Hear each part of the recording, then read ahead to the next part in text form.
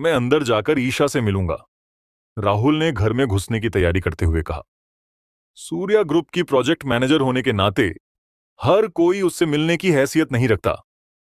विराट ने रूखेपन से जवाब दिया और दरवाजा जोर से बंद कर दिया। मैंने पहले ही कहा था, एक दिन मैं माथुर परिवार को उसे वापस बुलाने के लिए गिड़गिड़ाने पर मजबूर कर दूंगा। विराट ने दरवाजा बंद किया और अपनी आंखें थोड़ी सिकोड़ लीं। राहुल बाहर ही रह गया था। उसका चेहरा धीरे धीरे गुस्से से लाल हो रहा था। हरामी! एक दो कौड़ी का आदमी जैसे सब नफरत करते हैं, उसकी मुझसे इस तरह बात करने की हिम्मत कैसे हुई? राहुल ने दांत पीसे। कौन है? विराट के लौटने पर ईशा ने पूछा। राहुल है, विराट ने शांति से कहा। ईशा ने हैरानी से पूछा, वो यहां क्यों आया है? पहले जब तुम कॉन्ट्रैक्ट लेकर दादाजी के पास गई थी, तो उन्होंने तुम्हें खुद बाहर निकाल दिया था, यह सोचकर कि वो तुम्हारे बिना ही सूर्या ग्रुप के साथ काम कर लेंगे। अब जब तुम्हें फिर से प्रोजेक्ट मैनेजर बना दिया गया है, तो उन्हें जाहिर तौर पर डर है कि कहीं डील टूट ना जाए, इसीलिए उन्होंने राहुल को तुम्हारे पास भेजा है, विराट ने कहा। ईशा, तुम्हें तुम्हारी नौकरी वापस मिल गई? विराट की बातें सुनकर ममता ने खुशी से पूछा। ईशा ने उलझे हुए भाव से विराट की तरफ देखा, फिर ममता को सिर हिलाकर जवाब दिया। आज काम से निकलने से ठीक पहले ही मुझे अपॉइंट किया गया है। तूने पहले क्यों नहीं बताया? मैं खुशी में कुछ और अच्छी डिशेस बना लेती। ममता उत्साह से किचन की तरफ जाते हुए बोली। आज तो बहुत देर हो गई है, कल मैं सबको ट्रीट दूंगी। हमारी पूरी फैमिली जश्न मनाने किसी अच्छे रेस्टोरेंट में जाएगी। ईशा की आंखें थोड़ी नम हो गईं। ममता ने काफी समय से उससे इतने प्यार से बात नहीं की थी। परिवार खुशी खुशी बातें कर रहा था। तभी ईशा का फोन बजा। उसने नंबर देखा और थोड़ी झिझक के साथ भौहें सिकोड़ लीं। उठा लो, देखो वो क्या कहना चाहता है। विराट ने ईशा की झिझक को भांप लिया था। ईशा के फोन उठाने के बाद उसने राहुल को घबराई हुई आवाज में कहते सुना, ईशा, मुझे तुमसे बहुत जरूरी बात करनी है। क्या तुम प्लीज मेरे लिए दरवाजा खोलोगी? ईशा ने नाराजगी भरे लहजे में रूखेपन से कहा, अगर कोई पर्सनल बात है तो फोन पर ही बता दो। अगर बिजनेस का काम है तो कल ऑफिस आ जाना। क्या हम आमने सामने बात कर सकते हैं? मुझे सच में बहुत जरूरी बात करनी है। राहुल की आवाज काफी बेचैन लग रही थी। इस पल ईशा को अचानक समझ नहीं आया कि वो क्या करे। उसने बेबसी भरी नजरों से विराट की तरफ देखा। कुछ पल खामोश रहने के बाद विराट ने सिर हिलाया और दरवाजा खोलने के लिए उठ खड़ा हुआ। राहुल के अंदर आने के बाद ईशा के परिवार वालों ने कोई खास रिएक्शन नहीं दिया। किसी ने उस पर ध्यान तक नहीं दिया। राहुल ममता के पास गया, अपने हाथ में रखा गिफ्ट बॉक्स उठाया और मुस्कुराते हुए बोला, छोटी चाची, ये कुछ बहुत महंगे विदेशी कॉस्मेटिक्स हैं जो मैंने अपने एक दोस्त से बाहर से मंगवाए हैं। ये एकदम ओरिजिनल हैं। मैंने इन्हें खास आपके लिए मंगवाया था ताकि आप हमेशा जवान दिखें। प्लीज इन्हें रख लीजिए। जैसे ही ममता ने सुना कि ये असली विदेशी ब्रांड है, उसने बिना किसी नखरे के उसे रख लिया और रूखेपन से पूछा, इतनी रात गए तुम्हें ईशा से क्या काम है? ममता का रिएक्शन देखकर राहुल मन ही मन खुश हुआ और जल्दी से बोला, मुझे दो बातें कहनी है। पहली तो एक खुशखबरी है। दादाजी ने खास तौर पर मुझे अपनी तरफ से आपको वापस परिवार में बुलाने के लिए भेजा है। दादाजी ने आपके लिए एक नया विला भी तैयार करवाया है जो पूरी तरह से फर्निश्ड है। आप लोग जब चाहें शिफ्ट हो सकते हैं। ममता खुशी से उछल पड़ी। सच में? क्या हम अभी शिफ्ट हो सकते हैं? मम्मी! ईशा से अब और बर्दाश्त नहीं हुआ और उसने कड़क आवाज में कहा, हम अभी बहुत खुश हैं और हमारे पास रहने के लिए जगह है। जब हमें परिवार से निकाल ही दिया गया है तो वापस जाने का कोई सवाल ही नहीं उठता। अब सीधा दूसरी बात पर आओ। ईशा का परिवार वापस आना चाहता है या नहीं, इससे राहुल को कोई फर्क नहीं पड़ता था। उसके लिए दूसरी बात ज्यादा अहम थी। दूसरी बात सूर्या ग्रुप के उस कॉन्ट्रैक्ट के बारे में है जिसका वादा माथुर परिवार से किया गया था, लेकिन अभी तक वो साइन नहीं हुआ है। अब जब तुमने अपनी पोजीशन वापस ले ली है, तो क्या तुम्हें इस डील को जल्द से जल्द फाइनल नहीं करवाना चाहिए? विराट का अंदाजा बिल्कुल सही था। राहुल यहां सिर्फ परिवार के फायदे के लिए आया था। जहां तक उनके परिवार में वापस लौटने की बात थी, वो शायद सिर्फ भवानी माथुर का आइडिया था। ईशा के मौजूदा स्टेटस को देखते हुए अगर वो माथुर परिवार में लौट आती तो परिवार का रुतबा रातों रात काफी बढ़ जाता। विराट ने कुछ नहीं कहा। वो बस शांति से देख रहा था कि ईशा इस सिचुएशन को कैसे हैंडल करती है, वरना वो ईशा को राहुल का फोन उठाने से ही मना कर देता। उसने राहुल को अंदर इसलिए आने दिया ताकि वो ईशा का फैसला देख सके। ममता ने भी समझदारी दिखाते हुए चुप रहना ही बेहतर समझा। वो बेवकूफ नहीं थी, उसे पता था कि कोई बिना मतलब के इतनी रात गए घर नहीं आता। ईशा ने ताना मारते हुए कहा, कॉन्ट्रैक्ट? हाँ, काम आगे क्यों नहीं बढ़ रहा? क्या तुम्हें सच में नहीं पता? ईशा, मैंने पहले तुम्हारे साथ गलत किया, हर जगह तुम्हें बदनाम किया। मैं एक घटिया इंसान था। गलती तो गलती होती है। मैं तुमसे माफी की उम्मीद भी नहीं करता। राहुल ने पहले माफी मांगी, फिर बहुत ही सीरियस होकर बोला, लेकिन मुझे उम्मीद है कि तुम माथुर सरनेम की खातिर कम से कम माथुर परिवार को बर्बाद होने से बचा लोगी। अगर तुम मुझे माथुर परिवार में नहीं देखना चाहती तो ठीक है, तुम दादाजी से कहकर मुझे परिवार से बेदखल करवा सकती हो। मैं एक शब्द नहीं कहूंगा। मैं बस इतना चाहता हूं कि माथुर परिवार सुरक्षित रहे। राहुल का लहजा बहुत ही सच्चा लग रहा था। जो उसकी असलियत नहीं जानता था, वो सच में उसकी इस नौटंकी के झांसे में आ जाता। विराट दूर से सब कुछ ठंडी आंखों से देख रहा था। ईशा ने धीरे से अपने होंठ काटे और अनजाने में विराट की तरफ देखा। जब उसने देखा कि विराट उसकी तरफ नहीं देख रहा है, तो वो समझ गई कि उसने ये फैसला पूरी तरह ईशा पर छोड़ दिया है। तभी राहुल ने अचानक कुछ ऐसा किया जिसने सबको चौंका दिया। धड़ाम! वो सच में ईशा के सामने घुटनों के बल बैठ गया। उसका सिर झुका हुआ था, आंखें लाल थीं और चेहरा शर्मिंदगी से भरा हुआ था। लेकिन जब उसने सिर उठाया तो उसके चेहरे पर सिर्फ मिन्नतें थीं। ईशा, ये सब मेरी गलती है। माथुर ग्रुप का इससे कोई लेना देना नहीं है। प्लीज माथुर परिवार को एक रास्ता दे दो। अगर माथुर परिवार और सूर्या ग्रुप का कॉन्ट्रैक्ट बिना किसी रुकावट के साइन हो जाता है तो तुम जो कहोगी मैं वो करूंगा। ये तुम क्या कर रहे हो? ईशा गुस्से से चिल्लाई। अभी उठो। जब तक तुम हां नहीं कहोगी मैं नहीं उठूंगा। राहुल की आंखों में एक अजीब सी जिद थी। अगर तुम नहीं उठे तो मैं माथुर परिवार के साथ सारी डील्स अभी कैंसिल कर दूंगी। ईशा ने दांत पीसते हुए कहा। ठीक है, मैं उठ रहा हूं। ईशा, तो क्या तुम माथुर परिवार के साथ काम करने के लिए तैयार हो? ईशा की बात सुनकर राहुल झट से खड़ा हो गया। उसका चेहरा खुशी और उम्मीद से चमक उठा। दादाजी से कह देना, अपनी बात से मुकरना किसी बड़े परिवार को शोभा नहीं देता। चूंकि अब हम माथुर परिवार का हिस्सा नहीं हैं, तो आगे से हमारा उनसे कोई लेना देना नहीं रहेगा। ईशा ने उलझे हुए भाव से राहुल की तरफ देखा और कहा, और हां, यह आखिरी बार है जब मैं माथुर परिवार की मदद कर रही हूं। जहां तक माथुर परिवार के मुझे पालने पोसने के एहसान की बात है, तो समझ लो मैंने वो चुका दिया। ईशा का वापस जाने से मना करना राहुल के लिए खुशी की बात थी। जब तक कॉन्ट्रैक्ट आराम से साइन हो रहा था, उसके लिए बस वही काफी था। तुम फिक्र मत करो, मैं दादाजी को तुम्हारी एक एक बात बता दूंगा।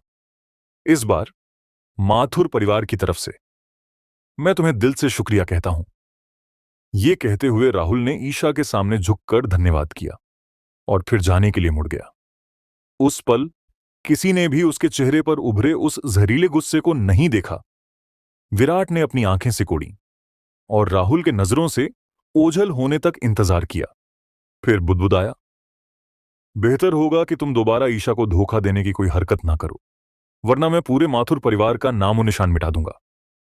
विराट को जिस बात की हैरानी थी वो ये कि ईशा और आरव को घर लाए हुए इतनी देर हो चुकी थी, फिर भी राजेंद्र अब भी तक घर नहीं लौटा था। जब राहुल ने दरवाजा खटखटाया था तो ममता को लगा कि वो राजेंद्र है और उसके चेहरे के भाव थोड़े बदल गए थे। क्या उन पति पत्नी के बीच कुछ हुआ था? चूंकि मां बेटी ने कुछ नहीं कहा तो उसने भी ज्यादा जोर नहीं डाला। जैसे ही राहुल गया, ईशा को लगा कि कहीं ममता विराट के लिए कोई परेशानी ना खड़ी कर दे, इसलिए उसने विराट को इशारा करते हुए कहा, तुम ईरा और आरव को लेकर उनके कमरे में जाओ। विराट ने हल्की सी मुस्कान के साथ दोनों बच्चों को अपनी बाहों में उठा लिया। चलो पापा के साथ खेलते हैं। आरव बहुत खुश था। उसने विराट के गले में बाहें डाल लीं और उत्साह से चिल्लाया, चल मेरे घोड़े टिक टिक टिक, पापा घोड़ा बनो, दौड़ो। ईरा बहुत शांत थी, अपने पापा की गोद में आराम से लेटी हुई। उसका चेहरा खुशी से चमक रहा था। विराट और दोनों बच्चों को जाते देख ईशा भावुक हो गई। जब वो छोटी थी तो राजेंद्र भी उसके साथ बिल्कुल ऐसे ही खेलता था। आज के हालातों के बारे में सोचकर ईशा की एक ठंडी आह निकल गई। मम्मी, क्या आप सच में चाहती हैं कि विराट अब से हमारे साथ इसी घर में रहे? ममता राहुल द्वारा लाए गए कॉस्मेटिक्स को देख रही थी। ईशा का सवाल सुनकर उसने सिर तक नहीं उठाया और कॉस्मेटिक्स के साथ छेड़छाड़ करते हुए बोली, क्या तुम्हें लगता है कि तुम्हारी मां इतनी बेईमान है? वो यहां आ चुका है, अब मैं अपनी बात से कैसे मुकर सकती हूं? वाओ, ये तो एकदम असली है। शनेल के इस सेट की कीमत ऑफिशियल वेबसाइट पर लगभग 6,000 है। ईशा ने बेबसी भरी नजरों से ममता की तरफ देखा। ममता को अचानक कुछ याद आया। उसने झटके से ईशा की तरफ देखा और कहा, मैंने स्टोर रूम को विराट के रहने के लिए साफ करवा दिया है। मम्मी, मेरा और बच्चों का कमरा ही पहले स्टोर रूम हुआ करता था। मौजूदा स्टोर रूम तो बस एक बालकनी है जिसे कवर किया गया है। वो जगह बहुत छोटी है, वो वहां नहीं सो सकता। ईशा ने जल्दी से कहा। ममता झटके से खड़ी हो गई और गुस्से में ईशा की तरफ उंगली उठाते हुए बोली, मैं तुम्हें वार्निंग दे रही हूं। अगर तुमने उसे खुद को छूने भी दिया तो मैं तुम्हें अपनी बेटी नहीं मानूंगी। ईशा के पास कहने को कुछ नहीं था। ममता इतनी सीरियस लग रही थी जैसे उसे सच में डर हो कि विराट उसे छूने की कोशिश करेगा। बच्चों के साथ उसका कमरा पहले ही इतना छोटा था और उसमें 2 बच्चे भी थे। अगर विराट उनके साथ एक ही कमरे में रहता भी तो शायद ही वो कुछ कर पाता। खट खट खट। तभी दरवाजे पर दस्तक हुई। मां बेटी ने तुरंत बात करना बंद कर दिया। दोनों घबराई हुई लग रही थीं। आमतौर पर इतनी रात गए इस तरह दरवाजा खटखटाने का अंदाज सिर्फ राजेंद्र का ही होता था। मम्मी, मैं दरवाजा खोलती हूं, ईशा ने बाहर जाते हुए कहा। पापा, आप फिर पीकर आ गए। वो सच में राजेंद्र ही था। राजेंद्र के मुंह से शराब की तेज बदबू आ रही थी। हाथ में एक बोतल थी और वो लड़खड़ाता हुआ अंदर आया। तुम कमीने, रोज पीकर आ जाते हो, क्या मेरी जान लेकर ही मानोगे? अपने पति की ये हालत देखकर ममता रो पड़ी। मैंने पिछले जन्म में ऐसे कौन से पाप किए थे जो मुझे तुम्हारे जैसा पति मिला? मम्मी, पापा नशे में हैं, वो आपकी कोई बात नहीं सुनेंगे। हम कल सुबह जब उनका नशा उतर जाएगा तब आराम से बात करेंगे, ठीक है? ईशा ने जल्दी से कहा और एक बेसिन में गर्म पानी ले आई। पापा बस कीजिए, मुंह धो लीजिए और जाकर सो जाइए। मुझे मेरी शराब दो, मेरी शराब दो। राजेंद्र ने बोतल की तरफ हाथ बढ़ाया। मम्मी, मेरी मदद करो, पापा को और मत पीने दो। ईशा अकेली उसे संभाल नहीं पा रही थी। वो राजेंद्र को काबू करने की कोशिश कर रही थी ताकि वो बोतल ना ले सके, इसलिए उसने जल्दी से ममता से मदद मांगी। मां बेटी ने बड़ी मुश्किल से राजेंद्र का मुंह और हाथ धोए, लेकिन वो आज रात कुछ ज्यादा ही बेकाबू हो रहा था और बार बार शराब मांग रहा था। ऊपर ईरा और आरव अपने पापा के साथ खुशी खुशी खेल रहे थे। तभी राजेंद्र के चिल्लाने की आवाज ने उन्हें डरा दिया और वो झट से विराट की बाहों में छुप गए। अपनी बेटी और बेटे को कांपते हुए देखकर विराट का चेहरा धीरे धीरे सख्त हो गया। ईरा, आरव, डरो मत, पापा यहां हैं, सब ठीक हो जाएगा। विराट ने अपने बच्चों को कसकर गले लगाते हुए प्यार से कहा। पापा, आप भी दादाजी की तरह रोज शराब तो नहीं पिएंगे ना? आरव ने अचानक सिर उठाया। उसके चेहरे पर चिंता थी। विराट ने तुरंत सिर हिलाया और उसे भरोसा दिलाते हुए बोला, चिंता मत करो आरव, पापा कभी दादाजी जैसे नहीं बनेंगे। आरव को काफी तसल्ली मिली। अपने बच्चों को और परेशान ना करते हुए विराट ने बात बदली। ईरा, आरव, क्या तुम लोग एक बहुत बड़े घर में रहना चाहते हो? बड़ा घर? परदादा के घर से भी बड़ा? आरव ने अपनी बड़ी बड़ी आंखें झपकाते हुए पूछा। विराट ने सिर हिलाया। परदादा के घर से भी बहुत बड़ा, और वहां तुम्हारा अपना एक प्रिंसेस रूम भी होगा जिसमें बहुत सारे खिलौने होंगे। तुम्हें जो चाहिए वो उस घर में मिलेगा। आरव ने उम्मीद से देखा। क्या वो वैसा ही है जहां हम कल रात गए थे? जो बिल्कुल किसी महल जैसा था। विराट ने सिर हिलाया। हां, बिल्कुल वैसा ही। मुझे जाना है, आरव ने उत्साह से कहा। तभी अचानक बाहर से एक चीख सुनाई दी। आह! तुम बेदर्द दरिंदे, तुम्हारी मुझे मारने की हिम्मत कैसे हुई? ममता रो रो कर चीख रही थी। उसकी आवाज पूरे घर में गूंज रही थी। ईरा और आरव, जो अभी अभी शांत हुए थे, अचानक डर के मारे फिर से विराट से लिपट गए। पापा, मुझे डर लग रहा है। ईरा, आरव, डरो मत, पापा है ना। विराट ने अपने बच्चों को धीरे से गले लगाया। पापा, ईरा अब नहीं डर रही। ईरा अपने छोटे भाई का अच्छे से ख्याल रखेगी। पापा, आप जाइए और मम्मी की मदद कीजिए। ईरा की समझदारी भरी आवाज अचानक गूंजी। विराट को थोड़ी तकलीफ महसूस हुई। उसने ईरा के गाल पर प्यार से चूमा और कहा, ठीक है, मैं तुम्हारे छोटे भाई को तुम्हारे पास छोड़ रहा हूं। पापा अभी जाकर देखते हैं और जल्द ही तुम्हारे पास वापस आ जाएंगे। ये कहकर वो उठा और बाहर चला गया। तुम बदतमीज औरत, तुम सिर्फ तमाशे करना जानती हो। क्या तुम्हें सच में लगता है कि मैं कोई सीधा साधा इंसान हूं जिसे तुम दबा लोगी? अगर इस परिवार की बात ना होती तो मैं तुम्हें कब का बाहर निकाल चुका होता। अब तुम मुझे कमरे में बंद करना चाहती हो? निकलो यहां से। राजेंद्र की आंखें लाल थीं और हालांकि उसकी जुबान लड़खड़ा रही थी, लेकिन उसकी बातें साफ समझ आ रही थीं। आह! तुम कमीने इंसान, तुमने मुझे कहा कि मैं तुम्हें दबाती हूं। राजेंद्र, क्या तुम्हारे अंदर थोड़ी भी शर्म बची है? वो कौन था जिसने तुम्हारी औकात नहीं देखी और तुमसे शादी की? जब से मैं तुम्हारे साथ हूं, क्या तुमने मुझे एक भी दिन सुख का दिया है? ममता भी चीख रही थी। पापा! मम्मी! प्लीज लड़ना बंद कीजिए, बच्चे डर जाएंगे। ईशा मिन्नतें कर रही थी। वो उन दोनों को समझा समझाकर बुरी तरह थक चुकी थी। और तुम, हरामजादी, अगर तुमने उस घटिया विराट से शादी करने की जिद ना की होती, तो क्या हमें परिवार से बाहर निकाला जाता? क्या कंपनी को परिवार ने छीन लिया होता? राजेंद्र बिना रुके बोलता रहा और अचानक उसका सारा गुस्सा ईशा पर उतर आया। ईशा सदमे में थी। उसकी आंखों से आंसू बहने लगे। पापा, आप मुझसे ऐसा कैसे कह सकते हैं? मैं आपकी बेटी हूं। अपना मुंह बंद रख! राजेंद्र चिल्लाया और उसने ईशा के गाल पर एक जोरदार थप्पड़ जड़ दिया। विराट, जो अभी अभी कमरे से बाहर आया था, उसने ये नजारा देख लिया। उसकी आंखों में एक ठंडी चमक दौड़ गई और वो एक पल में हवा की तरह ईशा के सामने आकर खड़ा हो गया। डप! उसने राजेंद्र की कलाई को कसकर पकड़ लिया। उसका चेहरा एकदम सख्त था। अगर तुम नशे में भी हो, तब भी तुम उस पर हाथ नहीं उठा सकते। मुझे अभी छोड़ो।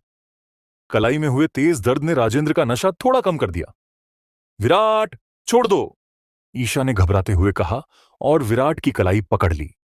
ममता ने गुस्से से हुक्म दिया, विराट, अगर तुम्हें इस घर में रहना है तो अभी के अभी यहां से दफा हो जाओ, वरना इसके साथ ही बाहर निकलो। मम्मी, क्या आप नहीं जानती पापा कैसे इंसान हैं? वो बस नशे में हैं, प्लीज उन्हें माफ कर दीजिए। ईशा ने गुस्से से कहा। फिर विराट की तरफ देखा। जल्दी से पापा को उनके कमरे में ले जाओ, मैं मम्मी को संभाल लूंगी। विराट ने हल्का सा सिर हिलाया और राजेंद्र की कलाई छोड़ दी। हालांकि राजेंद्र अभी भी कुछ हद तक नशे में था, लेकिन दर्द ने सच में उसका काफी नशा उतार दिया था। उसने विराट को घूर कर देखा। तेरे जैसे कचरे की मुझे छूने की हिम्मत कैसे हुई?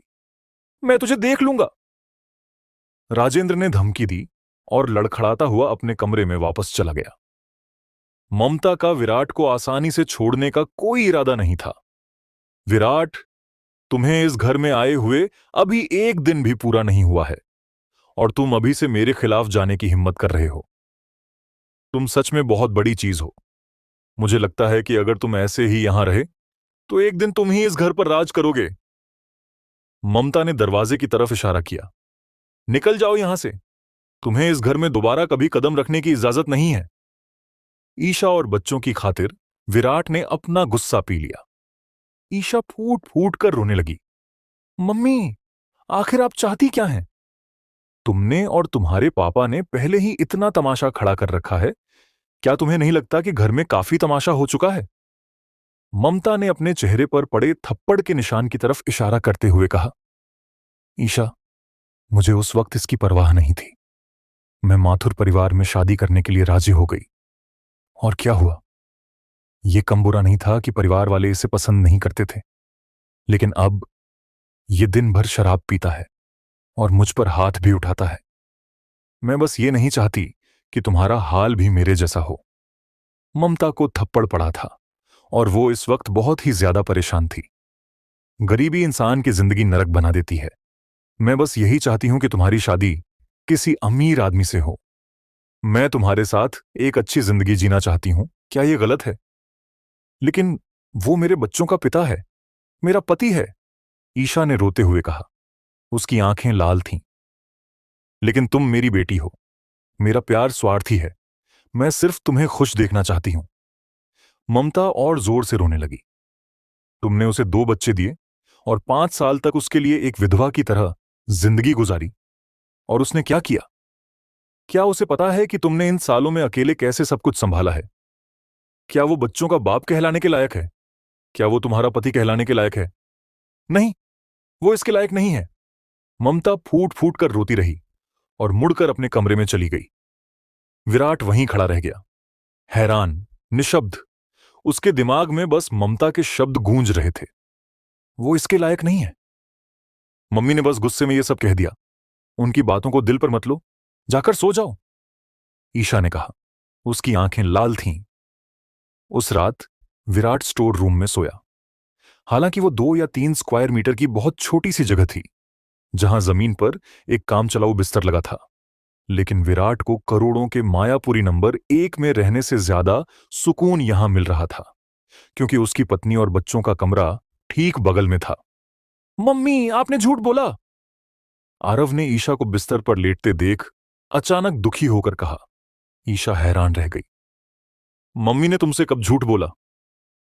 क्या आपने नहीं कहा था कि पापा हमारे साथ रहेंगे? आरव की आवाज रुंध गई थी। वो बस रोने ही वाला था। मम्मी ने तुमसे कोई झूठ नहीं बोला। पापा हमारे बगल वाले कमरे में हैं। पापा हमारे साथ क्यों नहीं सोते? मुझे पापा के गले लगकर सोना है। मम्मी, क्या मैं पापा को बुला लाऊं?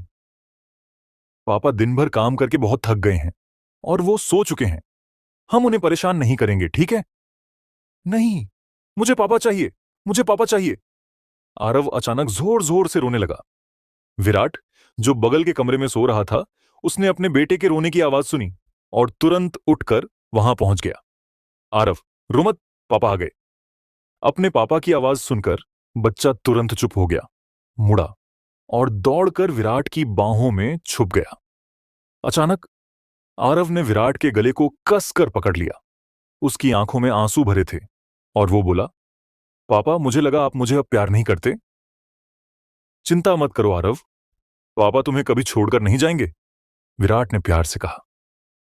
ईशा, जिसने अपने बेटे को बचपन से पाला था, उसे थोड़ी जलन महसूस हुई। विराट से अभी कुछ ही समय पहले तो वो मिला था और वो उससे इतना जुड़ गया था। विराट को ईशा की भावनाओं का एहसास हो गया था। उसने आरव के आंसू पोंछे, उसे बिस्तर पर बिठाया और उसके सिर पर हाथ फेरते हुए बोला, आरव, पापा अभी बहुत थके हुए हैं, मैं सोने जा रहा हूं। तुम भी मम्मी के साथ सो जाओ, ठीक है? आरव ने मुंह फुला लिया। वो फिर से रोने वाला था। पापा, क्या आप हमारे साथ नहीं सो सकते? मुझे डर लग रहा है। किस बात का डर? विराट ने उलझन में पूछा। डर कि पापा मुझे अब प्यार नहीं करेंगे। आरव अब और खुद को रोक नहीं पाया और उसके गालों पर आंसू बहने लगे।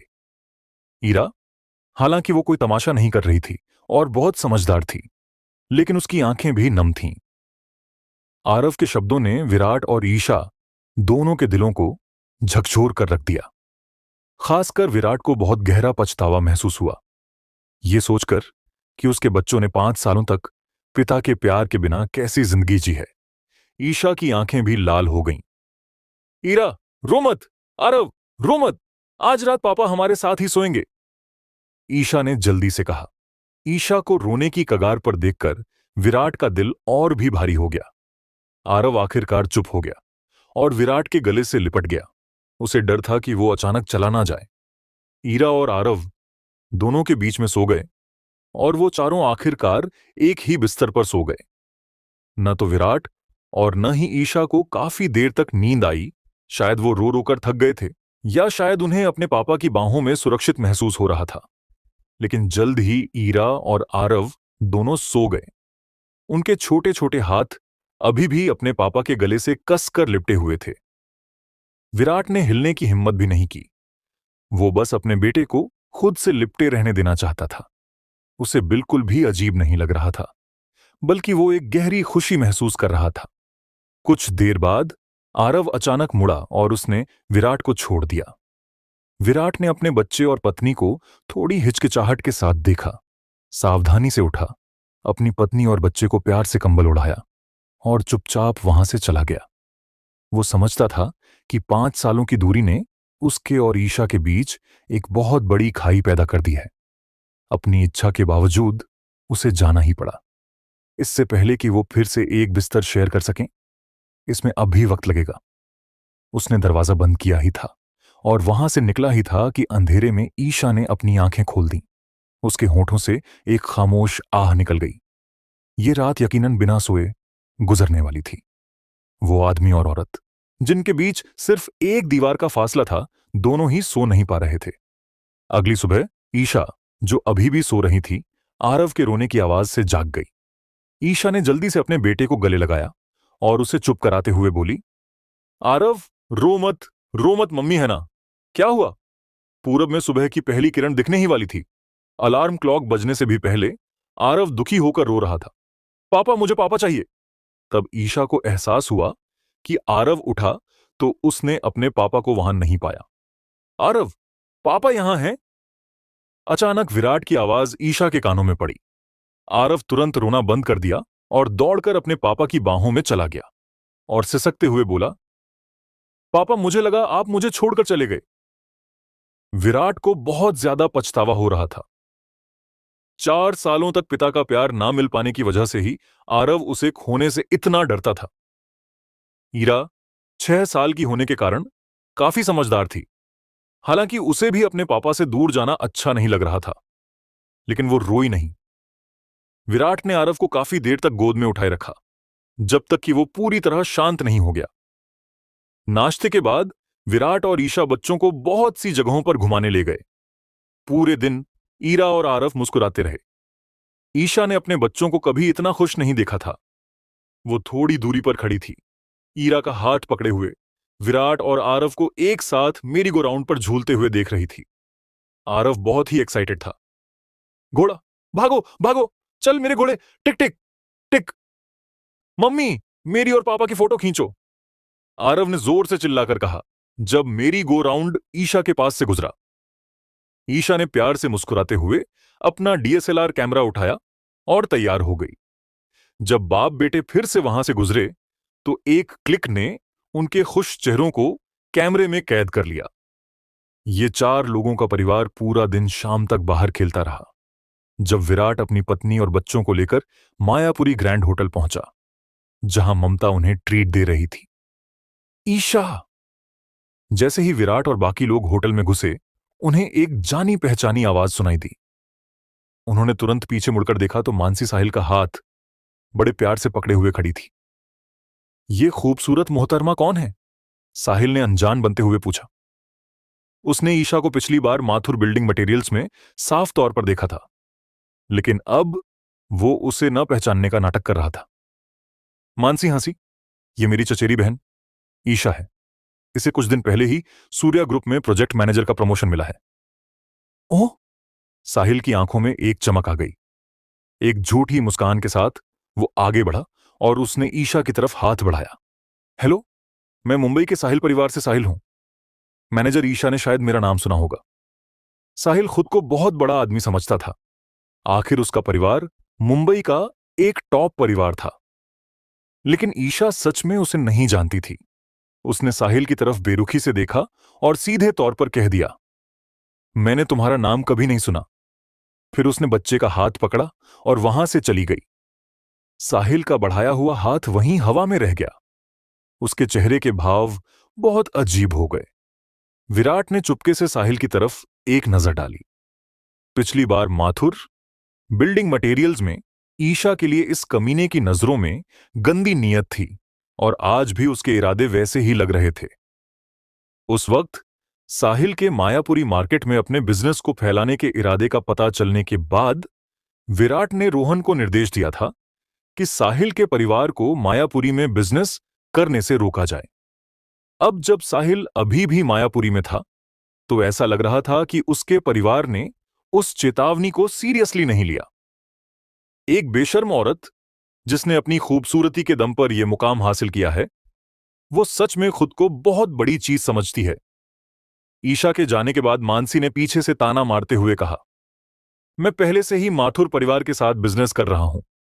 जब मुझे यहां माथुर परिवार का कोई मिल ही गया है, तो ये मेरा फर्ज है कि मैं उनकी मेहमान नवाजी करूं। साहिल ने बहुत ही मीठे लहजे में कहा, जैसे उसने मानसी की बात सुनी ही ना हो। मानसी ने नखरे दिखाते हुए लेकिन गुस्से से कहा, साहिल, कहीं तुम उस चुड़ैल पर लट्टू तो नहीं हो गए? मैं ऐसा कैसे कर सकता हूं? वो तुम्हारी बराबरी कैसे कर सकती है? चिंता मत करो, मैं अपना वादा निभाऊंगा। जब हम वापस मुंबई जाएंगे, तो मैं अपने माता पिता को बताऊंगा और फिर शादी का रिश्ता लेकर माथुर परिवार के पास आऊंगा।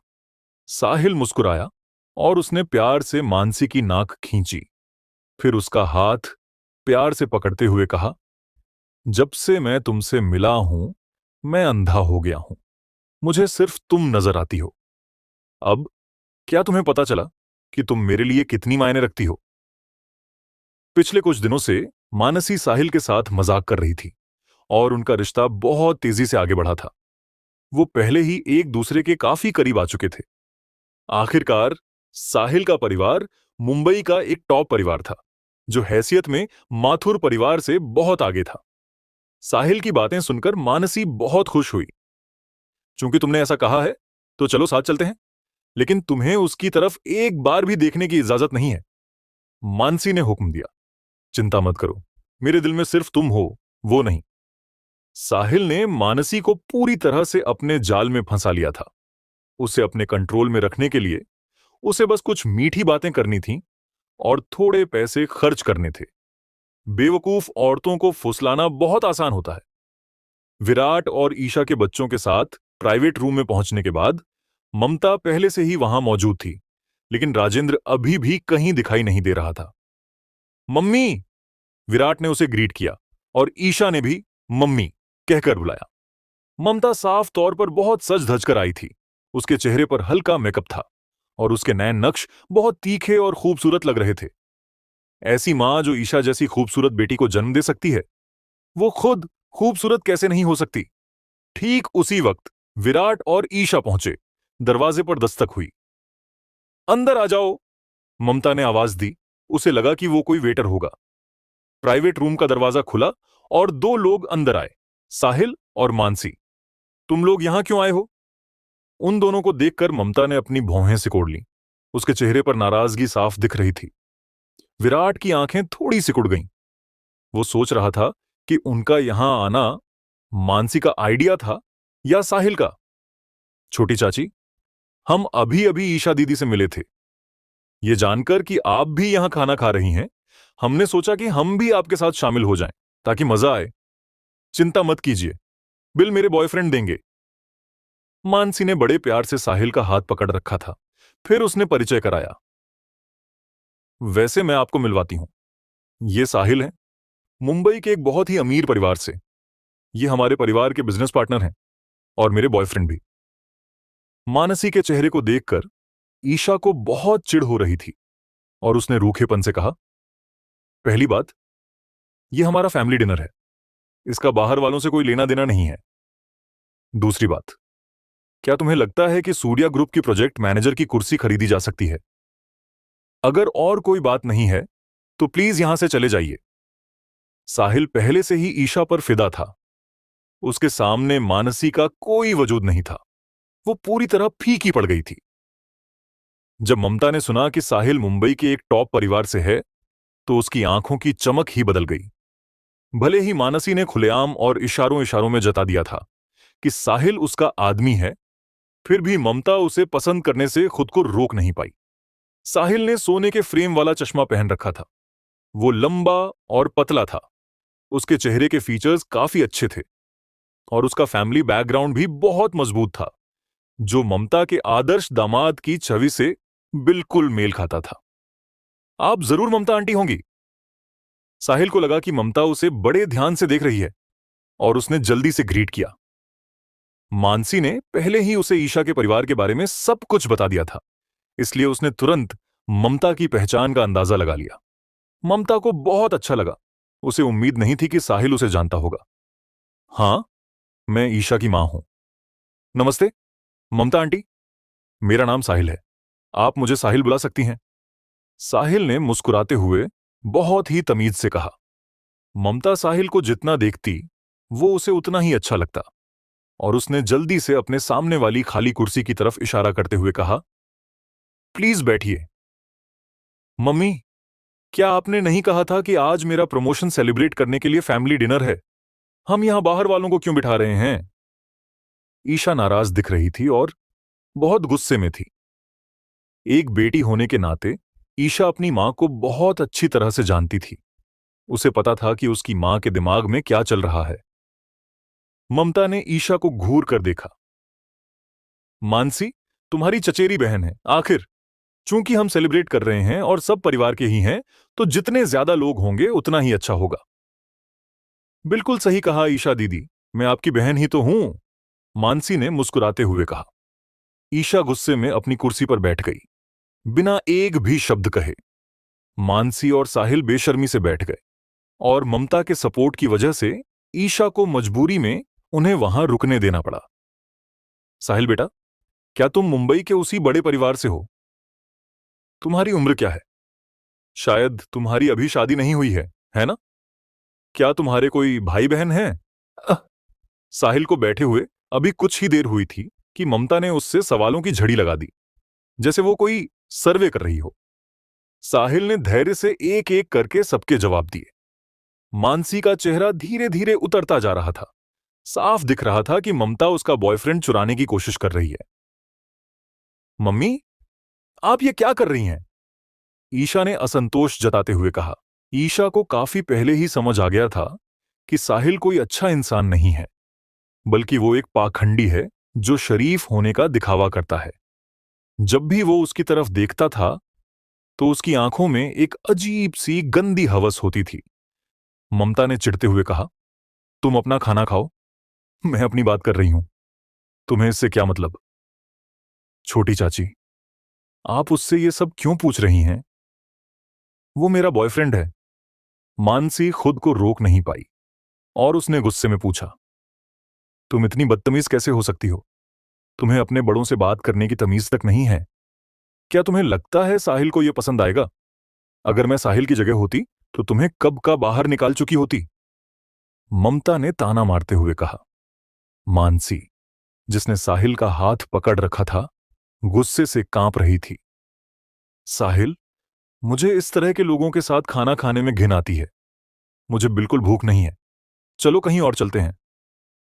मानसी, मुझे लगता है ममता आंटी सही कह रही हैं। वो आखिर उम्र में तुमसे बड़ी हैं। तुम किसी बड़े से ऐसे कैसे बात कर सकती हो? तुम्हें तुरंत ममता आंटी से माफी मांगनी चाहिए। मानसी बहुत दुखी थी। उसे उम्मीद नहीं थी कि इस नाजुक मौके पर साहिल उसकी मदद करने के बजाय बाहर वालों के साथ मिलकर उसे ही नीचा दिखाएगा। साहिल, क्या तुम्हें अभी तक समझ नहीं आया? वो साफ तौर पर तुम्हारा बैकग्राउंड जानने की कोशिश कर रही है और अपनी बेटी को तुम पर थोपना चाहती है। मानसी ने रोते हुए कहा। उसकी आंखें लाल थीं। अभी माफी मांगो, साहिल ने रूखेपन से कहा। साहिल के साथ इतने समय से रहने के बाद उसने मानसी को कभी इस तरह नहीं डांटा था। वो हमेशा उसे प्यार करता था और उसके साथ बहुत अच्छा बर्ताव करता था, लेकिन आज बाहर वालों की खातिर वो उससे इस तरह बात कर रहा था। मैं सच कह रही हूं, मैं माफी क्यों मांगू? मानसी ने दांत पीसते हुए कहा। चटाक! साहिल ने मानसी के गाल पर एक जोरदार थप्पड़ मारा और गुस्से में कहा, चूंकि तुम माफी नहीं मांगोगी तो दफा हो जाओ यहां से। आज से हमारा कोई रिश्ता नहीं है। साहिल, तुमने क्या कहा? तुम मुझसे ब्रेकअप करना चाहते हो? मानसी ने अपना वो गाल पकड़ लिया जहां साहिल ने उसे थप्पड़ मारा था। उसकी आंखों से आंसू बहने लगे। हां, ब्रेकअप। ममता आंटी सही कह रही हैं। जब तुम अभी से इतनी बदतमीज हो, अगर तुम सच में मेरे परिवार की बहू बन गई तो क्या तुम मेरे माता पिता की भी कोई इज्जत नहीं करोगी? साहिल ने दुखी होने का नाटक करते हुए कहा, मेरा परिवार कोई छोटा मोटा परिवार नहीं है। अगर लोगों को पता चला कि मेरी पत्नी इतनी घमंडी और बदतमीज है तो मेरी इज्जत का क्या होगा? इस पल साहिल पूरी तरह से एक अलग ही इंसान लग रहा था। मानसी तो उसे पहचान ही नहीं पा रही थी। साहिल, मुझे पता है मेरी गलती थी। प्लीज मुझसे ब्रेकअप मत करो। मैं इनसे माफी मांगती हूं। आई एम सॉरी। छोटी चाची, मुझे माफ कर दीजिए, मेरी गलती थी। मानसी घबरा गई। उसने जज्बाती होकर साहिल का हाथ पकड़ लिया और जल्दी जल्दी ममता से माफी मांगने लगी। मानसी, मुझे उम्मीद है तुम इस घटना से कुछ सीखोगी। साहिल ने मानसी की तरफ देखा और बहुत ही सीरियस होकर बोला, मैं अपनी होने वाली पत्नी की इतनी बड़ी बदतमीजी बर्दाश्त नहीं कर सकता। आज से हम ब्रेकअप कर रहे हैं। साहिल, मुझे सच में पता है कि मेरी गलती थी। प्लीज मुझे एक और मौका दे दो, बस एक आखिरी बार। मैं तुम्हारे बिना नहीं जी सकती।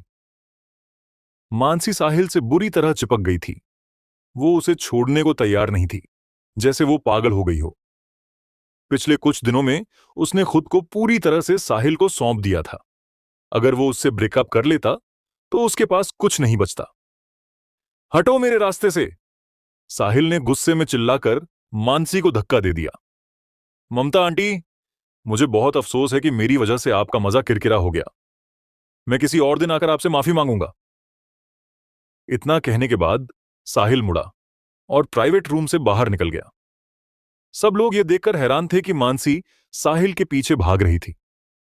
कुछ देर बाद ममता ने आखिरकार कहा, मुझे उम्मीद नहीं थी कि इतने बड़े परिवार का लड़का बड़ों की इतनी इज्जत कर सकता है। साहिल सच में बहुत अच्छा लड़का है। मम्मी, आप ये क्या कर रही हैं? ईशा ने ममता को घूरते हुए कहा। अब ईशा से भी बर्दाश्त नहीं हो रहा था। चाहे जो भी हो, मानसी और साहिल एक कपल थे। फिर भी उसकी मां उसकी गर्लफ्रेंड के सामने ही उसका बॉयफ्रेंड चुराने की कोशिश कर रही थी। सबसे बुरी बात तो यह थी कि वो आदमी एक नंबर का पाखंडी और कमीना था। अपनी गर्लफ्रेंड होने के बावजूद उसकी नजरें दूसरी औरतों पर टिकी रहती थीं।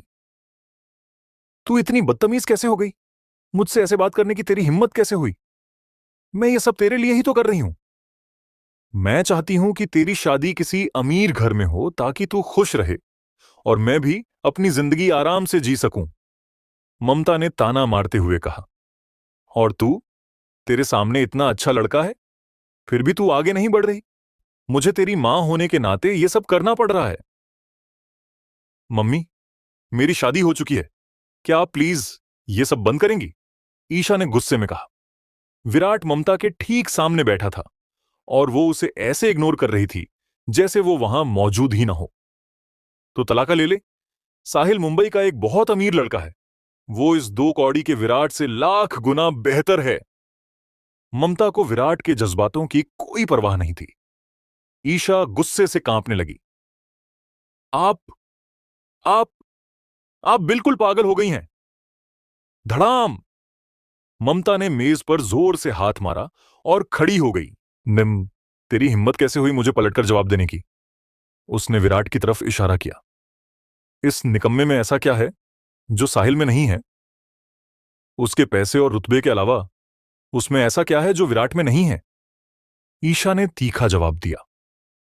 तू तू मैं तुझसे और बात नहीं करना चाहती। ममता कुछ पल के लिए निशब्द रह गई और गुस्से में वहां से चली गई। इस पूरे ड्रामे के दौरान विराट शांत रहा। इसीलिए नहीं कि वो बोलना नहीं चाहता था, बल्कि इसलिए क्योंकि वो जानता था कि अगर वो बोला तो ममता और तमाशा खड़ा कर देगी। लेकिन जिस बात ने उसके दिल को छू लिया वो ये थी कि ईशा ने उसके लिए अपनी मां से बगावत कर दी थी। Virat, I am sorry. Isha ने विराट की तरफ देखा। उसकी आंखें लाल थीं और बोली, मेरी मां का स्वभाव ही ऐसा है, उनकी बातों को दिल पर मत लेना। विराट ने मुस्कुराते हुए सिर हिलाया। चिंता मत करो। दूसरी तरफ मानसी ने साहिल को पकड़ लिया था। साहिल, मुझे सच में पता है कि मेरी गलती थी। प्लीज मुझे एक और मौका दे दो। ठीक है? मानसी अभी भी हार मानने को तैयार नहीं थी। साहिल की आंखों में एक चमक आई। और उसने अचानक कहा, तुम्हें एक और मौका देना नामुमकिन नहीं है, लेकिन। साहिल रुका, फिर बोला, अब से तुम्हें मेरी हर बात माननी होगी, वरना दफा हो जाओ यहां से। ठीक है, मैं तुम्हारी हर बात मानूंगी। तुम जो कहोगे मैं वो करूंगी। मानसी बिना सोचे समझे मान गई। वो बस साहिल के परिवार की बहू बनना चाहती थी। अगर तुम उस औरत को मेरे बिस्तर तक ला सको तो मैं तुम्हें अपने परिवार की बहू बनाने के लिए तैयार हो जाऊंगा। साहिल की आंखें थोड़ी सिकुड़ गईं। क्या? मानसी तुरंत हैरान रह गई। जब से वो साथ थे, साहिल ने अपना ये रूप कभी नहीं दिखाया था। उसने अब भी रेस्टोरेंट में उसे थप्पड़ मारा था और कहा था कि वो ब्रेकअप करना चाहता है, और अब वो इतनी घटिया मांग कर रहा था। मानसी को बहुत तकलीफें हो रही थी। खूबसूरत औरत की चाहत हर मर्द को होती है। अगर तुम मेरी पत्नी बनना चाहती हो तो तुम्हें मेरी इस चाहत को बर्दाश्त करना होगा। मुझे पता है कि यह थोड़ा अजीब है, इसलिए मैं तुम पर दबाव नहीं डालूंगा। यह सुनकर मानसी खुश हो गई। उसे लगा साहिल बस मजाक कर रहा है। अगर तुम तैयार नहीं हो तो कोई बात नहीं, लेकिन आज से हमारे बीच सब खत्म। साहिल के शब्द किसी बिजली की तरह गिरे। उसने मानसी के चेहरे को खुशी से दुख में बदलते देखा। मानसी ने कुछ नहीं कहा। उसके दिमाग में साहिल से शादी के बाद की जिंदगी के ख्याल चल रहे थे। काफी देर बाद उसने आखिरकार फैसला किया, साहिल, मैं तुमसे ब्रेकअप नहीं करूंगी। चूंकि तुम उसके साथ सोना चाहते हो तो मैं तुम्हारी मदद करूंगी। यह हुई ना समझदारी वाली बात। लेकिन चिंता मत करो, मैं बस उनके साथ थोड़ा खेलूंगा। मेरे परिवार की बहू तो सिर्फ तुम ही बनोगी। साहिल फिर से अपने उसी रूप में आ गया, जैसा वो तब था जब वो मानसी के साथ नया नया था। मायापुरी ग्रैंड होटल के एक प्राइवेट रूम में। मम्मी को गए 20 मिनट हो चुके हैं। वो अभी तक वापस क्यों नहीं आई? मैं जाकर देखती हूं। ईशा ने घड़ी की तरफ देखा और थोड़ी चिंता के साथ कहा। जैसे ही वो प्राइवेट रूम से बाहर निकली, उसने देखा कि वॉशरूम के दरवाजे पर एक बड़ी भीड़ जमा है और वहां से झगड़े की आवाजें आ रही हैं। तू कुतिया, तेरी हिम्मत कैसे हुई मुझे मारने की? तू जानती भी है मैं कौन हूं? अचानक ममता की आवाज सुनाई दी। ईशा घबरा गई और उसने तुरंत प्राइवेट रूम की तरफ मुंह करके चिल्लाया, विराट, जल्दी बाहर आओ, मम्मी की किसी से लड़ाई हो गई है। विराट तुरंत खड़ा हो गया और ईरा से बोला, ईरा, तुम यहीं अपने भाई के साथ रुको, पापा अभी आते हैं। ईरा ने समझदारी से सिर हिलाया। चिंता मत कीजिए पापा, ईरा अपने भाई का अच्छे से ख्याल रखेगी। बगल में खड़े वेटर को कुछ हिदायतें देकर विराट वहां से चला गया। जब विराट वहां पहुंचा तो उसने देखा कि ममता और एक अधेड़ उम्र की औरत आपस में बुरी तरह लड़ रही हैं। ममता सच में बहुत आक्रामक हो गई थी। उसने उस औरत के बाल पकड़ रखे थे और उसे कई थप्पड़ जड़ दिए थे, जिससे वो औरत चक्कर खाकर गिर गई थी। ईशा पास ही खड़ी थी। उसे समझ नहीं आ रहा था कि वो क्या करे। वो बस बार बार चिल्ला रही थी, इन्हें मारना बंद करो, इन्हें मत मारो। इस वक्त होटल के सिक्योरिटी गार्ड दौड़कर आए और दोनों औरतों को अलग किया। ममता के बाल बिखरे हुए थे, उसका मेकअप खराब हो चुका था और उसके बाएं गाल पर उंगलियों के साफ निशान थे। वो बहुत ही दयनीय लग रही थी, लेकिन उसके सामने खड़ी अधेड़ उम्र की औरत की हालत और भी खराब थी। उसके दोनों गालों पर हाथों के निशान थे। ठीक है, तुमने मुझे मारने की हिम्मत की, कामिनी को। तुम बस इंतजार करो, मैं अभी लोगों को बुलाती हूं। उस औरत ने अपना फोन निकाला और नंबर डायल करने लगी। तभी भीड़ में से किसी ने अचानक हैरानी से चिल्लाया, ये तो कामिनी है। कौन कामिनी? तुम कामिनी को नहीं जानते? इसके पति कपूर परिवार के नए मुखिया तेजस कपूर हैं। एक पल के लिए सबने ममता की तरफ ऐसे देखा जैसे वो मरने वाली हो। वो वो कपूर परिवार के मुखिया तेजस कपूर की पत्नी है। उस औरत की पहचान पता चलने पर ममता की आंखों में खौफ भर गया। अब मैं क्या करूं? यह सोचकर कि उसने उसे कितनी बुरी तरह पीटा था, ममता के पैर कांपने लगे। ईशा, मैं क्या करूं? तूने मुझे मारने की जुर्रत की। बस इंतजार कर, जब मेरा पति आएगा तो वो तुझे जिंदा नहीं छोड़ेगा। फोन काटने के बाद कामिनी ने ममता को घमंड के साथ धमकी दी। उस औरत की पहचान जानने के बाद ममता का सारा घमंड चूर चूर हो गया। वो बुरी तरह डर गई थी। अगर तुमने एक और गाली दी तो मैं तुम्हें तुम्हारे परिवार की तरफ से सबक सिखाने में जरा भी नहीं हिचकिचाऊंगा। विराट की आंखें थोड़ी सिकुड़ गईं। तू 2 कौड़ी के आदमी, अगर तुझे मरना है तो हमें अपने साथ मत घसीट। ममता घबरा गई और जल्दी से कामिनी की तरफ देखकर बोली, बहन जी, अभी जो कुछ भी हुआ वो सब गलतफहमी थी। मुझे उम्मीद है कि आप बड़प्पन दिखाएंगी और मुझे माफ कर देंगी। ममता को अपनी इज्जत की कोई परवाह नहीं थी और उसने जल्दी से माफी मांग ली। कामिनी ने ताना मारते हुए कहा, अभी तो तू बहुत उड़ रही थी ना, इतनी जल्दी अपनी गलती मान ली? मैं तुझे बता दूं, अब बहुत देर हो चुकी है। ममता ने अपनी कलाई पर बंधी पन्ना की चूड़ी की तरफ देखा। उसकी आंखों में पछतावा था, लेकिन कामिनी की हैसियत के बारे में सोचकर उसने दांत पीसे, चूड़ी उतारी और दोनों हाथों से कामिनी को देते हुए बोली, छोटी बहन, क्या तुम्हें यह पन्ना की चूड़ी पसंद नहीं आई थी? पहले जो भी हुआ मेरी गलती थी। ये तुम्हारे लिए है। कौन है तेरी छोटी बहन? कामिनी ने गुस्से में चूड़ी छीन ली। मुझे तेरी टूटी हुई चूड़ी नहीं चाहिए। तूने मेरी अच्छी वाली चूड़ी तोड़ दी है। इसे अपना हर्जाना समझ। कामिनी को चूड़ी लेते देख ममता ने चापलूसी भरी मुस्कान के साथ कहा, देखिए, आपको चूड़ी मिल गई है, अब क्या आप हमें जाने देंगी? तू सपने देख रही है? पन्ना की चूड़ी तो बस हर्जाना है। तूने मेरे गाल पर इतनी जोर से थप्पड़ मारा कि वो सूज गया है और मुझे इसका बदला लेना है।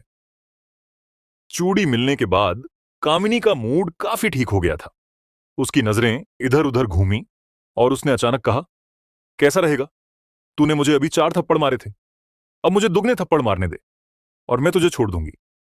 क्या? ममता के चेहरे का रंग उड़ गया। अगर इस औरत ने सच में उसे इतने थप्पड़ मारे तो क्या उसका चेहरा बिगड़ नहीं जाएगा? विराट की आंखों में एक तेज चमक आई।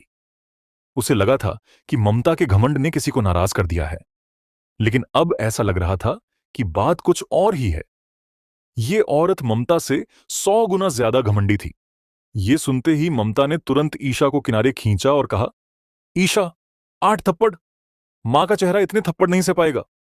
ईशा ने ममता के चेहरे को प्यार से छुआ, लेकिन ममता ने फिर कहा, तुम मां की जगह थप्पड़ खा लो, ठीक है? फिर वो हमें जाने देगी। मम्मी, आप चाहती हैं कि मैं उसके थप्पड़ खाऊं? ईशा को यकीन नहीं हो रहा था। उसे अपनी मां से ऐसी उम्मीद बिल्कुल नहीं थी। तू मेरी बेटी है, तेरी मां मुसीबत में है। क्या तुझे अपनी मां की जिम्मेदारी नहीं उठानी चाहिए? अब अगर वो तुझे थप्पड़ मारेगी तभी हमें जाने देगी, वरना जब वो अपने लोगों को बुला लेगी तो हम खत्म हो जाएंगे। ममता उस औरत के लोगों को बुलाने के ख्याल से ही डर से कांप उठी। आसपास खड़े लोग भी ममता की तरफ इशारा करके कानाफूसी करने लगे। ये औरत तो सच में बहुत चालू है। उसने खुद पंगा लिया और जब उसकी बेटी उसकी मदद करने आई तो वो अपनी बेटी को पिटवाने के लिए आगे कर रही है। दुनिया सच में अजूबों से भरी है। ऐसी भी मां होती हैं। ये बुढ़िया मां कहलाने लायक नहीं है। अगर मेरी ऐसी मां होती तो मैं उसे कब का छोड़ देता। भीड़ की बड़बड़ाहट ममता के कानों तक पहुंची, लेकिन उसने अनसुना कर दिया, जबकि ईशा का दिल खून के आंसू रो रहा था। ऐसा लगता है तुम इस मामले को शांति से नहीं सुलझाना चाहती। अगर ऐसा है तो फिर मेरे पति के आने का इंतजार करो। कामिनी ने हाथ बांध ली। उसके चेहरे पर एक घमंडी मुस्कान थी। लेकिन बेहतर होगा कि तुम सोच समझकर फैसला लो। मेरे पति का गुस्सा बहुत खराब है। अगर उन्होंने यह मामला संभाला और खून खराबा हो गया तो फिर पछताने का भी मौका नहीं मिलेगा। तू अभी भी क्या सोच रही है? जल्दी से अपना चेहरा आगे कर ताकि वो तुझे मार सके। ममता अचानक बेचैन हो गई और उसने ईशा को जोर से धक्का दिया। ईशा लड़खड़ा गई और गिरते गिरते बची। उसकी आंखें लाल थीं। उसने ममता की तरफ गहरी नजरों से देखा। उसके चेहरे पर आंसू बह रहे थे। ठीक है, मैं आपकी बात मानूंगी। उसे मुझे मारने दीजिए। ईशा ने अपनी बात खत्म की और कामिनी को गुस्से से घूर कर देखा। यह मत समझना कि मायापुरी में सिर्फ तुम्हारे कपूर परिवार की ही चलती है। तुम्हारे जैसी घमंडी औरत एक दिन कपूर परिवार के लिए और भी बड़ी मुसीबत खड़ी करेगी। तू नीच औरत! मेरे कपूर परिवार को श्राप देने की तेरी हिम्मत कैसे हुई? मैं तेरे चेहरे का कचूमर निकाल दूंगी। कामिनी ने गुस्से में गालियां दी और ईशा के चेहरे पर थप्पड़ मारने के लिए हाथ उठाया। इस पल ईशा के चेहरे पर कोई डर नहीं था। उसकी मजबूत नजरें उस औरत पर टिकी थीं। उसके लिए ममता ने उसके दिल पर जो चोट की थी, वो किसी भी शारीरिक दर्द से कहीं ज्यादा थी। जैसे ही थप्पड़ पड़ने वाला था, अचानक एक शख्स ईशा के सामने आ गया। डप! विराट ने कामिनी का हाथ पकड़ लिया। उसका चेहरा बेहद डरावना लग रहा था। तुम्हें लगता है कि तुम मेरी पत्नी पर हाथ उठाने के लायक हो? ईशा ने वो जानी पहचानी आवाज सुनी। उसके सामने खड़े उस चौड़े शरीर को देखा और खासकर उन दमदार शब्दों को सुना जिससे उसके दिल में जमी बर्फ पूरी तरह पिघल गई। खासकर वो शब्द पत्नी, जिसने उसे तुरंत रुला दिया। विराट का हाथ लोहे की तरह मजबूत था। उसने कामिनी की कलाई को कसकर पकड़ रखा था। दर्द हो रहा है, दर्द हो रहा है, दर्द हो रहा है, मुझे छोड़ो! कामिनी दर्द से चीख उठी, लेकिन वो धमकी देना नहीं भूली। तू अभी के अभी मुझे छोड़ दे, वरना जब मेरा पति आएगा तो तू जिंदा नहीं बचेगा। तुम बहुत बकवास कर रही हो। तुम इसी लायक हो। विराट ने अपनी बात खत्म करते ही उसे एक जोरदार थप्पड़ जड़ दिया। पहले तो कामिनी का चेहरा सिर्फ थोड़ा लाल था, लेकिन विराट के थप्पड़ ने उसके चेहरे पर 5 उंगलियों के साफ निशान छोड़ दिए और उसके मुंह से खून भी बहने लगा। ये नजारा देखकर सब हैरान रह गए। ये आदमी सच में बहुत बेरहम था। औरतों पर भी रहम नहीं खा रहा था। हालांकि एक आदमी एक औरत को मार रहा था, लेकिन इस सिचुएशन में किसी ने भी विराट को बुरा भला नहीं कहा। कुछ लोगों ने तो छुपकर उसकी तारीफ भी की। उनका कहना था कि ये औरत अपनी ताकत का गलत फायदा उठा रही थी और गालियां बक रही थी, और कुछ लोग पहले से ही उसके इस बर्ताव से परेशान थे। ये सब देखकर ममता ने जरा भी एहसानमंदी नहीं दिखाई। इसके बजाय वो आगे दौड़ी और विराट को थप्पड़ मारते हुए बोली, तू 2 कौड़ी का आदमी, क्या तू मरना चाहता है? तू हमेशा हमारे लिए मुसीबत खड़ी करता है। क्या तू जानता है कि ये कौन है? क्या तू हमें मरवाना चाहता है? विराट को डांटने के बाद वो दौड़ कर गई और उसने कामिनी को उठने में मदद की। बहन जी, हमारा इस निकम्मे से कोई लेना देना नहीं है। आप इसके साथ जो चाहें कर सकती हैं, बस हमें मत घसीटिएगा। मम्मी! ममता की इस हरकत ने ईशा को पूरी तरह भड़का दिया। ये आपका दामाद है, मेरा पति है और मेरे बच्चे का पिता है। इसका हमसे कोई लेना देना कैसे नहीं हो सकता? चुप रह! ममता चिल्लाई। ईशा की आंखों में मायूसी साफ झलक रही थी। उसने अपने होंठ काटे और विराट की तरफ देखा। क्या तुम ठीक हो? विराट का लाल चेहरा देखकर उसके दिल में दर्द हो रहा था। विराट ने धीरे से सिर हिलाया। ममता की मदद से कामिनी लड़खड़ाते हुए खड़ी हो गई। जब उसने विराट की डरावनी आंखों में देखा तो वो अनजाने में ही कांप उठी। मेरी पत्नी को किसने मारा? तभी एक भारी आवाज गूंजी और गुंडों का एक बड़ा सा झुंड दौड़ता हुआ वहां आ गया। जी! कामिनी ने तेजस कपूर को आते देखा और तुरंत रोते हुए उसकी बाहों में गिर पड़ी। रो मत, मेरी जान! अपने पति को बता, किस हरामी ने तुझे मारा है? मैं उसे जान से मार दूंगा। तेजस ने गुस्से में कहा। ममता ने पहले कभी इतने सारे गुंडे एक साथ नहीं देखे थे। दर्जन भर से ज्यादा गुंडे, जिनके हाथों पर टैटू बने थे और गले में मोटी सोने की चेन थी। साफ दिख रहा था कि उनसे पंगा लेना खतरे से खाली नहीं है। मिस्टर कपूर, मुझे पता है आपकी पत्नी को किसने मारा है। कामिनी के कुछ बोलने से पहले ही ममता बीच में कूद पड़ी। विराट की आंखें थोड़ी सिकुड़ गईं। उसने इस औरत को इतना कुछ बर्दाश्त किया था, फिर भी वो इतनी एहसान फरामोश थी। कौन है? तेजस ने आंखें फाड़कर कड़क आवाज में पूछा। ममता ने विराट की तरफ इशारा किया। ये वही कमीना है जिसने आपकी पत्नी को मारा है। ये औरतों को भी नहीं छोड़ता। ये एक जानवर है। आसपास के लोग विराट और ममता का रिश्ता समझ चुके थे। जब उन्होंने ममता को विराट पर इल्जाम लगाते देखा तो सब हैरान रह गए और उन्हें ममता पर बहुत गुस्सा आया। ईशा को भी यकीन नहीं हो रहा था कि ममता इतनी गिर सकती है। तेजस की नजर अचानक विराट पर पड़ी। तू! मम्मी, आप ऐसा कैसे कर सकती हैं? ईशा रोने लगी। उसका चेहरा मायूसी से भर गया था। यह देखकर कि उसने कामयाबी से तेजस का ध्यान भटका दिया है, ममता ने जल्दी से ईशा का हाथ पकड़ा और बोली, इस निकम्मे ने खुद मुसीबत मोल ली है। इससे हमारा कोई लेना देना नहीं है। चलो यहां से। अगर आपको जाना है तो जाइए। ईशा ने अचानक ममता का हाथ झटक दिया और विराट के पास जाकर खड़ी हो गई। उसका चेहरा एकदम सीरियस था। मैं तुम्हारे साथ रहूंगी। ये चंद लफ्ज विराट के दिल को छू गए। अगर तू नहीं जाएगी तो मैं जा रही हूं, ममता ने गुस्से में कहा और सच में वहां से चली गई। लानत है, ये बुढ़िया अपनी बेटी और दामाद को अकेला छोड़कर भाग गई। इसने तो सच में दुनियादारी की नई मिसाल कायम कर दी। ऐसी मां का होना ही बदनसीबी है। उसने खुद ये मुसीबत खड़ी की थी। उसकी बेटी और दामाद उसकी मदद करने आए थे, लेकिन वो अकेले भाग गई। वो सच में बहुत ही घटिया औरत है। यहां तक कि वहां खड़े लोग भी ममता की इस हरकत को बर्दाश्त नहीं कर पाए और सब उसे गालियां देने लगे। बच्चे, चूंकि हम फिर से टकरा गए हैं तो यह बहुत अच्छा मौका है। चलो पुराने और नए सारे हिसाब एक साथ बराबर कर लेते हैं।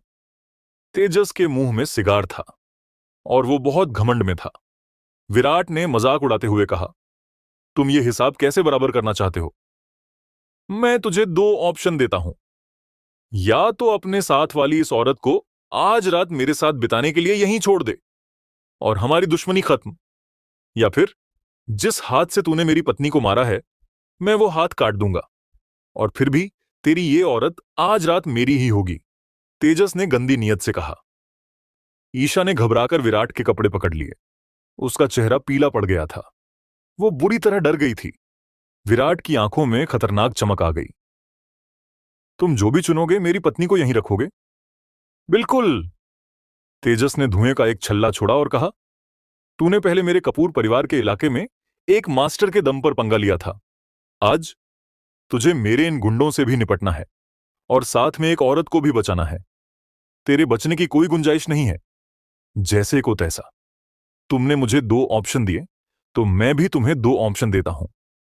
विराट ने शांति से कहा, पहला, तुम मेरी नजरों से दूर हो जाओ। दूसरा, मैं खुद तुम्हें अपनी नजरों से दूर कर दूंगा। तेजस तुरंत जोर जोर से हंसने लगा। बच्चे, तू बहुत ज्यादा घमंडी है। तुझे सच में लगता है कि मेरे ये आदमी कच्चे खिलाड़ी हैं? वरना क्या? विराट मुस्कुराया। वरना मेरे अकेले भाई ने इतने सारे मास्टर्स को नहीं धूल चटाई होती। बच्चे, तू मौत को दावत दे रहा है।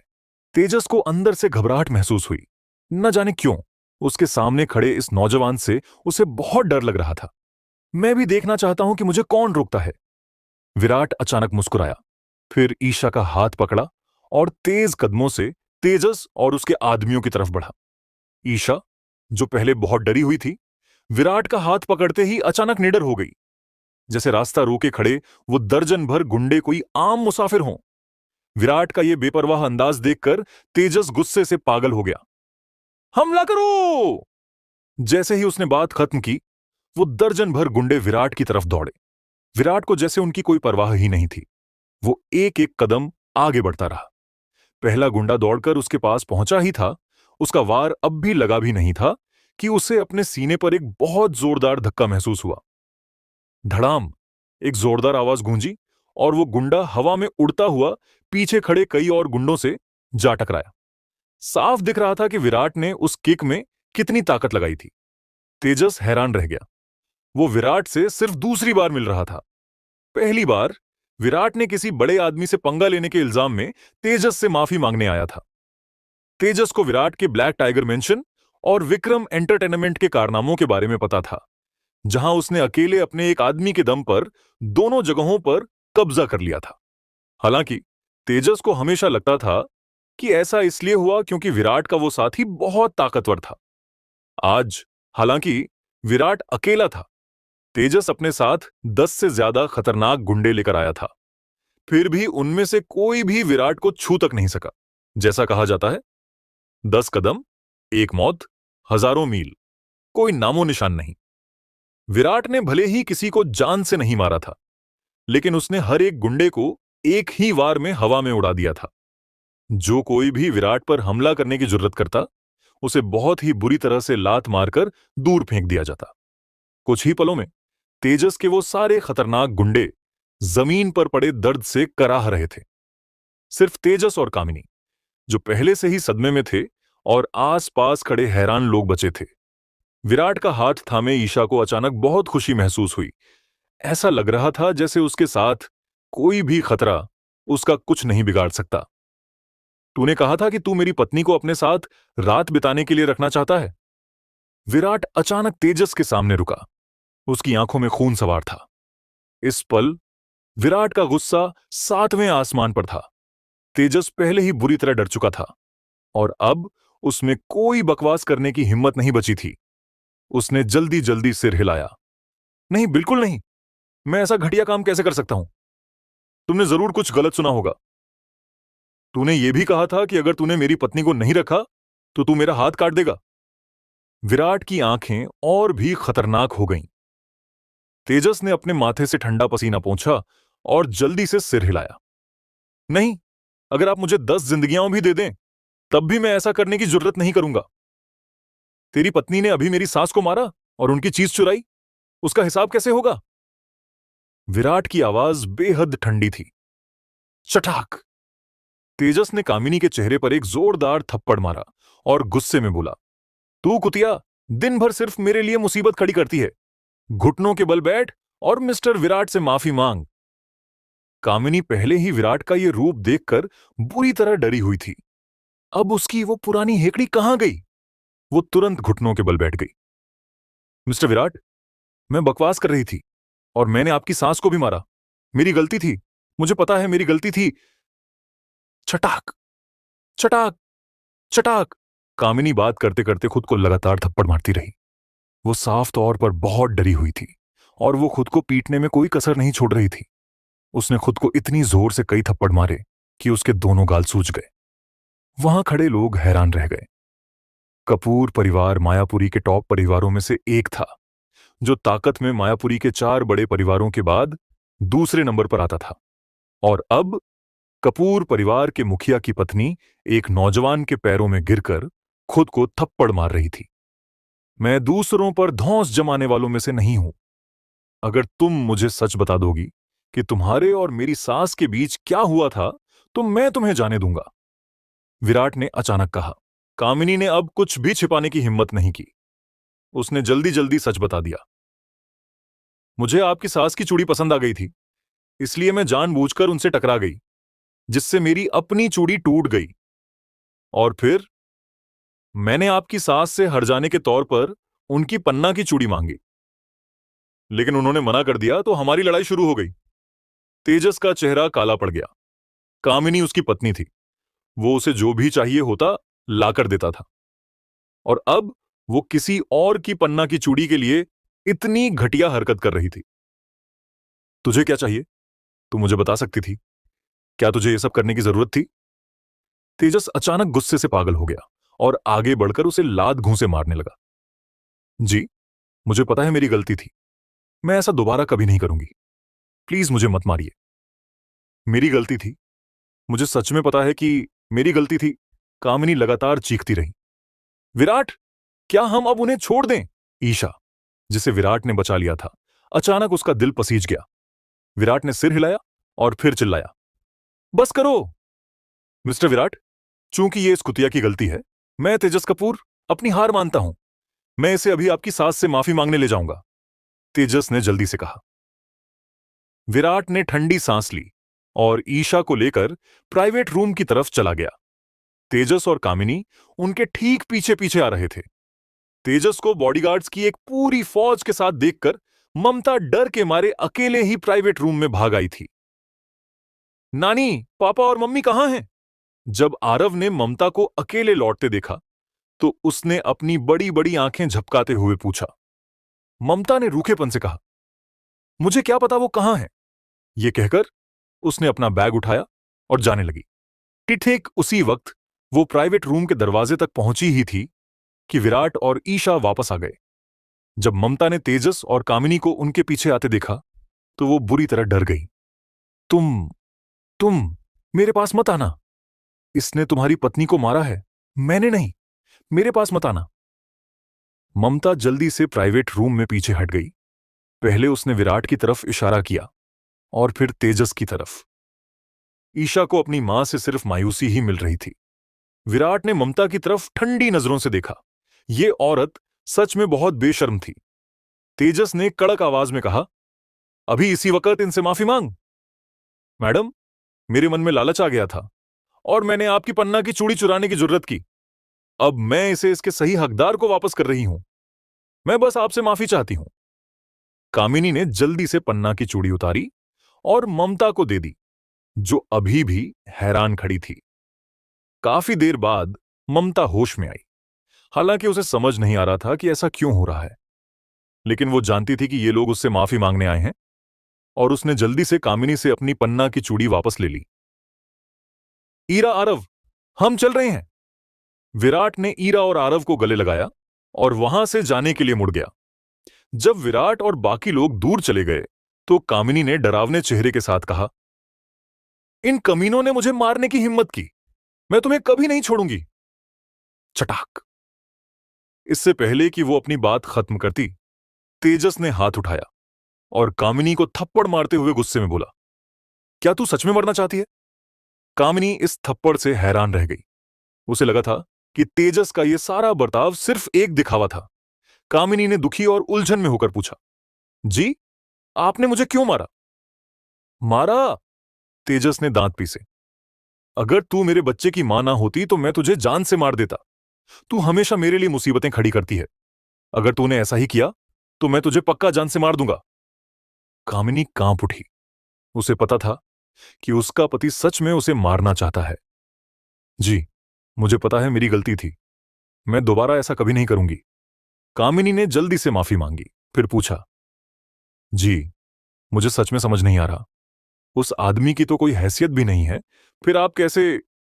इससे पहले कि वो अपनी बात खत्म करती, तेजस ने उसे बीच में ही टोक दिया। बेवकूफ, तू क्या जानती है? अगर उसकी पहचान सच में इतनी ही मामूली होती तो मेरे सारे गुंडों को वो अकेला कैसे हरा सकता था? भले ही वो लड़ने में कितना ही अच्छा क्यों ना हो, तो क्या अगर हम और लोग ले आए तो हम उसे पक्का मार सकते हैं। कामिनी के मन में अभी भी बदले की आग सुलग रही थी। छटाक। तेजस ने कामिनी को फिर से थप्पड़ मारा। मैं तुझे वार्निंग दे रहा हूं, चाहे जो हो जाए, उससे दोबारा पंगा मत लेना, वरना अगर वो तुझे नहीं मारेगा तो मैं मार दूंगा, समझी? कामिनी ने जल्दी से जवाब दिया। समझ गई, समझ गई। तेजस ने उसे इग्नोर कर दिया, लेकिन उसकी आंखें बहुत सीरियस थीं। विराट पहले भी कई बार पंगा ले चुका था और उसने अपने सोर्सेज से विराट के बारे में छानबीन भी करवाई थी, सिर्फ इतना जानने के अलावा कि विराट माथुर परिवार का इकलौता जिंदा बचा इंसान है जो 5 साल पहले मायापुरी में तबाह हो गया था।